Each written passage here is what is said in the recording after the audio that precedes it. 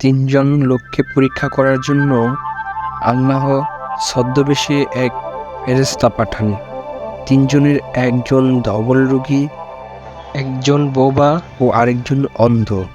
ছদ্মবেশী লোকটি তাদের কাছে জানতে চাইল তারা কি চায়।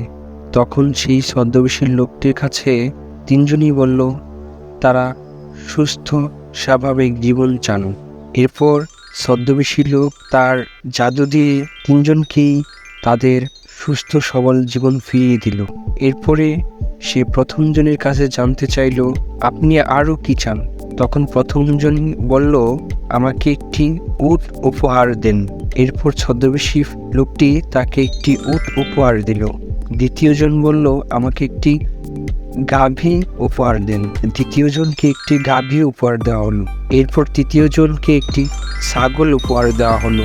এরপর উট থেকে অনেকগুলো উট জন্ম লাভ করলো।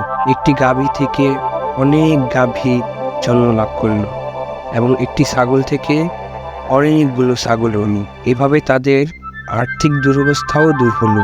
অনেক দিন পর সেই ফেরেশতা আবার ছদ্মবেশে প্রথমজনের কাছে গিয়ে তার আগের দুরবস্থার কথা স্মরণ করিয়ে দিল। তারপর তার কাছে একটি উট ভিক্ষা চাইল, কিন্তু প্রথমজন তার আগের অবস্থা অস্বীকার করে ছদ্মবেশী ফেরেশতাকে খালি হাতে ফিরিয়ে দেয়।